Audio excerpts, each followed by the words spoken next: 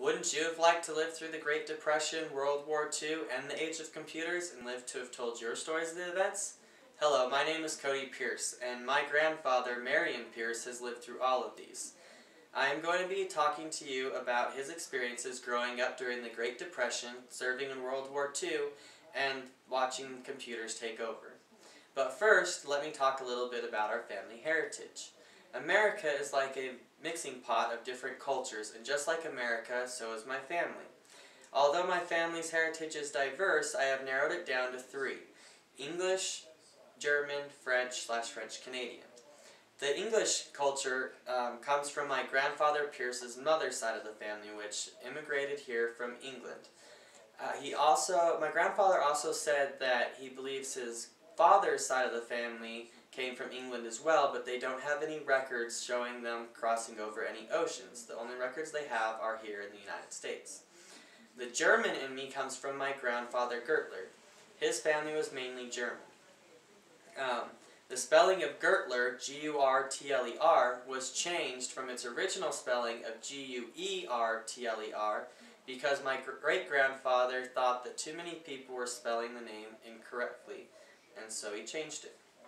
The French in me comes from my grandmother Gertler's side of the family, which was full French. They immigrated over from France to Canada, and then her grandparents immigrated from Canada to America. I remember my mom telling me a story about how some of her older relatives were upset with my grandma for not marrying a Frenchman. Now that you know about my grandfather and mine heritage, I can now talk to you about his life growing up in the Great Depression.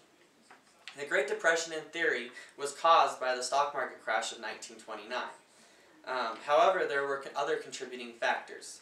One of those factors was that the U.S. production capacity was larger than its ability to consume, and the tariffs and war debt policy of 1920s had a negative effect on the foreign markets for our goods. Another factor was that 16 million people, or 1/3 of the workforce, was unemployed. Also, the gross national produce was around $103 billion in 1929 and had dropped to around $55 billion in 1933. The Depression had an effect on my grandfather's life. Although he was young, he had to help and witness his family pick cotton for money. His mother would also do housekeeping, and his father did anything that he could to provide for his family, like digging ditches and canals for irrigation. Even today, my grandfather is affected through this tragedy. He saves everything, and I mean everything from milk cartons to broken tools and equipment. About once a year, our extended family gets together and we fill up a trailer full of junk and take it to the dump. After living through the hard times of the Great Depression, he was then drafted into World War II. World War II was from 1939 to 1945 and involved almost all the major powers in the world.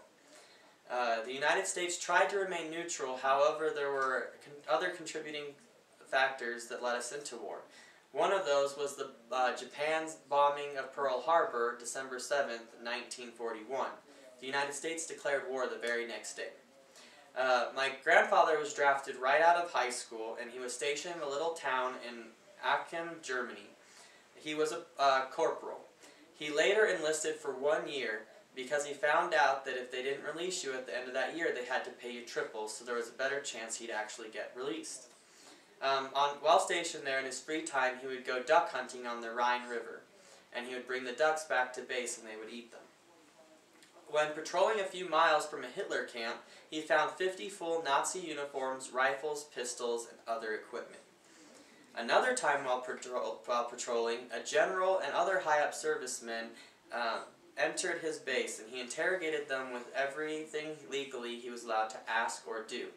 Later, in the Stars and Stripes, which was a military newspaper, the general wrote a review about his interrogation that he received from a Corporal Pierce and how impressed he was with the thoroughness of the interrogation. He inspected a house in a town that he and a few others were going to be living in, and later he returned to find out the house had been stripped clean. He went to the mayor of the town and told him that if all the stuff was not returned by the time they moved in, that they would search every house, including his in the town until everything was found and returned. By the time they moved in, everything was back, plus a lot of stuff that wasn't there before. Also, while serving, the military was offering a deal for a brand new Jeep for $100. However, you had to go to a base in France in order to pick it up. My grandfather said he tried to make it there 3 times, was unsuccessful each time. Asked him how much a car was back then, and he said a good used car was around $200 to $300. So a brand new car for $100 is a really good deal. After he was done serving in the military, he came home and got a job. My grandfather found a job at Motorola as a drafter. He later moved up to drafter checker. It was around 1988 when his division of Motorola was transitioning into computers. Just like many old people, he was having trouble learning the computers. He also suffered a stroke around this time, and both these events forced him into retirement. He had worked for Motorola for 48 years. 1 year, while still working for Motorola, he taught a class at Phoenix College. He taught drafting at Phoenix College. He was also good with his hands, and so for a part-time job, he would make retainers for some of the local dentists in his area. As you can see, my grandfather Pierce has lived a very eventful life growing up during the Great Depression, to serving in World War II, and to watching computers take over. All these events have had an effect on his life, like saving everything, and others have had an effect on all of our lives, like war and computers. There have been many other events in history that he has witnessed firsthand, and there will be more to come that he will witness and that we will all witness. Thank you. Goodbye.